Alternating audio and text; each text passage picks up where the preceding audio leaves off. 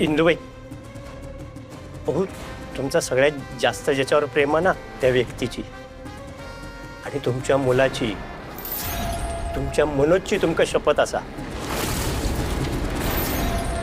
माझा एक काम करा, तुमच्याकडे असा ना तेवढी ताकद एकवटून माझ्या कानाखाली मारावं. हो मारा, माझ्या कानाखाली मारा.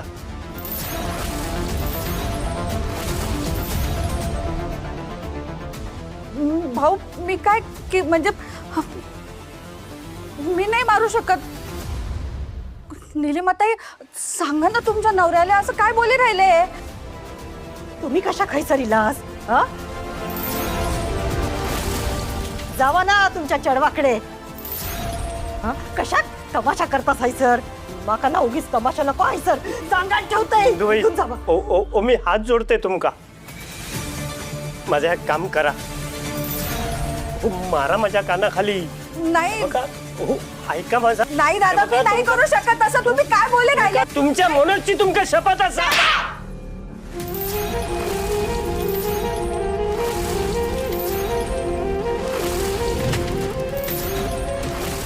ही औशीची माया.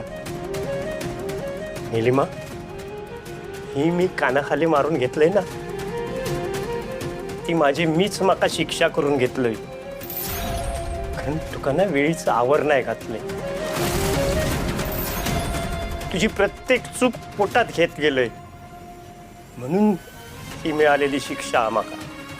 बघू, ज्या बाईच्या नादाक लागान तू तुझ्या पोराक विधवा करूक निघालस, त्याच बाईन तिच्या मुलाची शपथ घातल्यावर माझ्या कानाखाली आवाज काढल्यान. तुका दुनियादारी नाही कळली गो, पण आता सांगण ठेवते तर ऐक. त्याच्या पुढे माझ्या प्रेरणाक आणि त्याच्या नवऱ्याक त्रास देऊचो विचार जरी केलंस ना, तर मी तन्या घेऊन लांब काहीतरी निघून जाईन. त्याच्या सकट स्वतःच संपवून टाकीन. कारण तुझ्यासारख्या स्वार्थी बाईक बद्दल ही खडाकच होई. दादा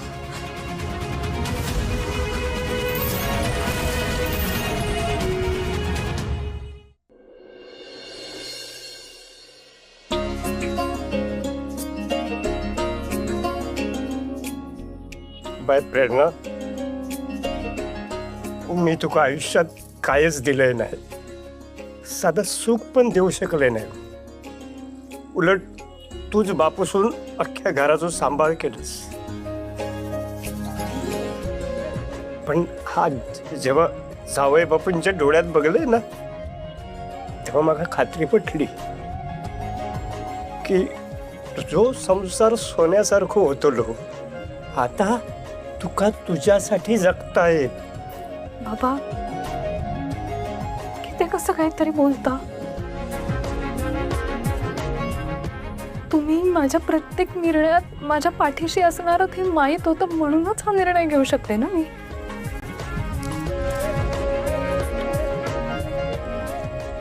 जावई बापू, मी बापूस म्हणून कमी पडलोय, पण तुम्ही नवरो म्हणून, माणूस म्हणून माझ्या प्रेरणाच्या पाठीशी राहा, एवढीच एक विनंती आहे. बाबा बाबा रडू नका बाबा. हे बघा, मला माहिती आहे तुमचा प्रेरणावर खूप जीव आहे, पण तुम्ही काळजी करू नका. मी तिचा हात कधीच सोडणार नाही. तिला तिच्या हक्काचं प्रेम आणि मान सन्मान नक्की मिळेल.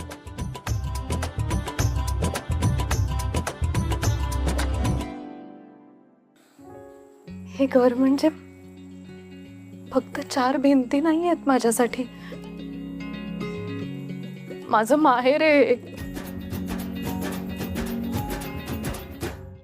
कारण या घराने मग आयुष्यातल्या सगळ्यात सुंदर आठवणी दिल्या आहेत. वल्लरी, तेजा, मिठू, श्वेता या फक्त मैत्रिणी नाही आहेत, जीव आहेत माझा. त्यामुळे हे बुलबुल बघ मी कधीच नाही विसरू शकणार.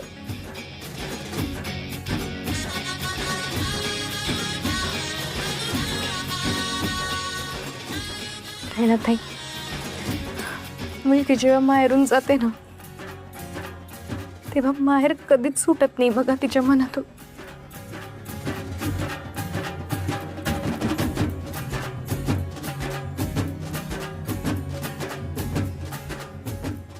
आणि प्रेरणा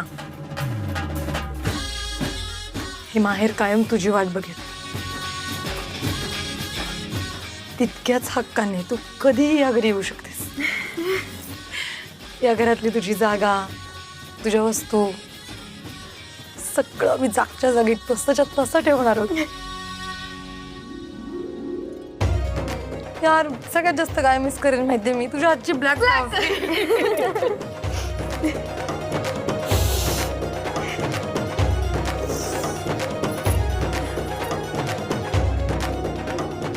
प्रेरणा आता तू नसशील ना तर मी जबाबदारीने देवापुढे दिवा लावेन बघ रोज.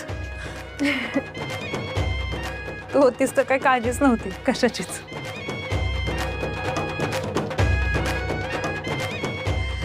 प्रेरणा तू तुझं स्वप्न जग पण आम्हाला विसरू नको सांग प्लीज.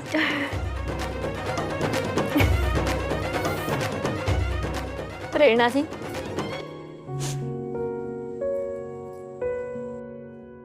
शूटिंग वरून जेव्हा लेट यायचे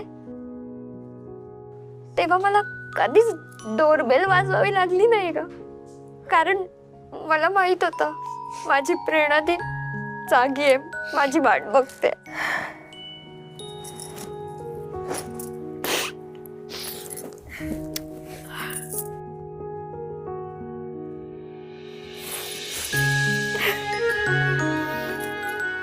खरं सांगायचं तर प्रेरणाताई आपल्या मैत्रीचं बळ आहे.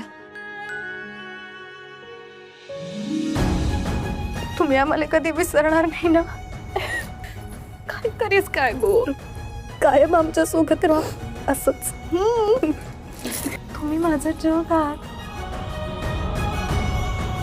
त्यामुळे मी तुम्हाला कधीच विसरू शकणार नाही. अगदी ठरवलं ना तरी.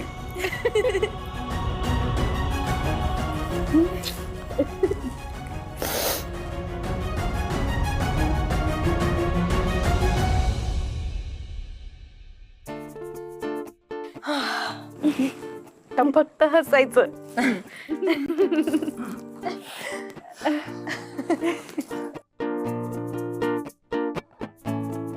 खरं तर मी थँक्यू बोलून फॉर्मॅलिटी नाही करणार, पण तुम्ही सगळे सोबत होतात म्हणून आज आम्ही सोबत आहोत. पण मी तुम्हाला एक प्रॉमिस करतो, तुमची प्रेरणा कायम तुमचीच राहील. शक्य झालं तर तुमच्या या मैत्रीच्या जगात मलाही थोडीशी जागा द्याल. हो देऊ ना, पण सध्या तुम्ही प्रेरणादीला घेऊन जाऊ शकता. पण हा, तुम्ही हनीमूनला कुठे जाताय हे आम्हाला सांगा, म्हणजे आम्ही सगळ्या जणी कबाब में हड्डी बनून येऊ. बस गो भेटू नौटंकी कुठली.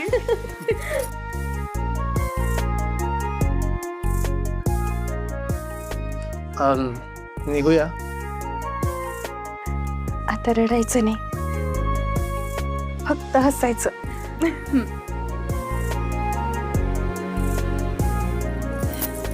स्वामी असेच पाठीशी राहा.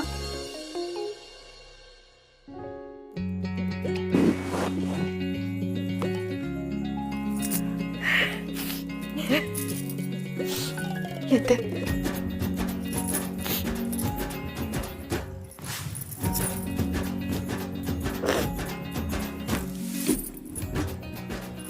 काळजी घ्या.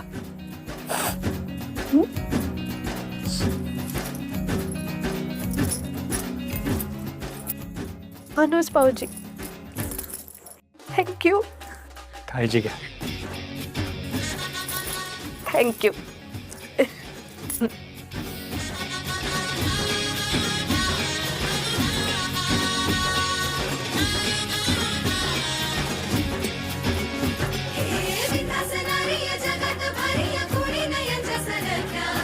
एकमेकांसाठी नात्यांच्या कल्याण जीवा भावाच्या या सख्या बदर खुचुनी कंबर कसुनी ओलांड लक्ष्मण रेषा हृदय स्वतः रंगा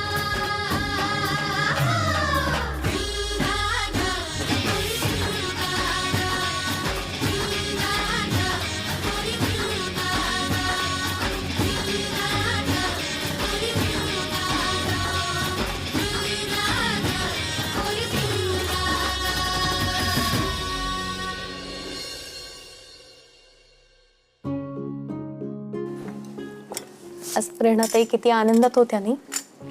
त्यांनी सुखात बघून खरंच मला आनंद झालाय. त्यांनी त्यांच्या मनासारखा जोडीदार मिळाला आणि अजित भाऊंशी त्यांचं लग्न झालं ना, ह्यातच मला समाधान मिळालंय बघा. खरंय, अजित भाऊ फार श्रीमंत नाहीये, पण काय 2 पैसे कमवण्यासाठी प्रेरणाताईला फार मेहनत नाही करावी लागणार हेच खूप झालंय. दोघं बी आता आयुष्यभर सुखात राहतील. बस अजून काय हवंय?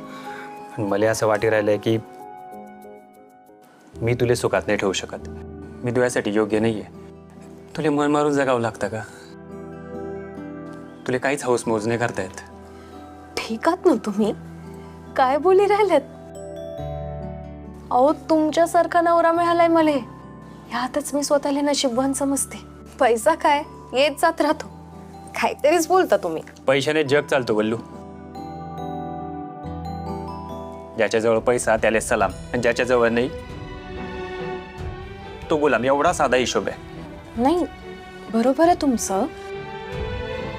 पैसा कमवलाच पाहिजे, प्रगती केलीच पाहिजे, पण म्हणून काय पैसा म्हणजे देव नाही ना. पण पैसा देवापेक्षा कमी पण नाही ना वल्लू. म्हणून मला वाटी राहिलं आपल्याकडे भरपूर पैसा असायला हवा. आपल्याला कशाचीच कमी नको पडायला.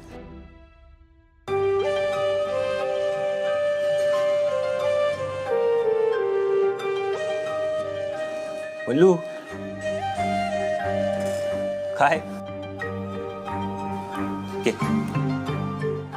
मला माहित नाही आज असं काऊन बोली राहिलात तुम्ही, पण माझ्यासाठी तुमचं माझ्यासोबत असणं सगळ्यात मोठं सुख आहे. निलिमाताई, अहो आता रडून काय उपयोग आहे का सांगा बरं मला. हा इंदूताई माका सांगा, रडू नाही तर काय करू हो? हा, आयुष्यभर संसाराचं गाडो मी एकटीन ओढलंय. प्रेरणाच्या बाबांनी मका कधीच साथ दिलेली नाही. माझं तनू लहान असा हो, त्याच्याकडून मी काय अपेक्षा करतलंय सांगा? प्रेरणा घरातला मोठा चेडू असा ना, त्याच्याकडून मी अपेक्षा केलं तर काय बिघडलं माझं? हा सांगा तुम्ही. आता अण्णा केदारशी लग्न झालं असतं तर 4 पैसे मिळाले असते ना मका. एकटीन खाणार काय होते हो मी? पण बेला नशीबच फुटक्या हो, नशीबच फुटक्या. निलिमाताई इकडे पहा बरं, डोळे पुशी घ्या. आता रडायचं काम नाही, कळलं ना? हां, उलट आपण आपली मैत्री अशीच पक्की ठेवू. मग बघा मी काय करते. अहो तो अण्णा केदार अजून बी माझ्या शब्दाच्या बाहेर नाही आहे, कळलं का? फक्त प्रेरणाच्या आयुष्यात ना त्या अजितला कसं बाजूला करायचं याचा विचार आपण करायला पाहिजे. काय सांगतास? सगळं नीट होत? का बरं नाही होणार? हां सांगा बरं, का बरं नाही होणार? तुम्ही फक्त मी सांगते तसं करत राहा. मग लक्ष्मी तुमच्या घरात आलीच म्हणून समजा.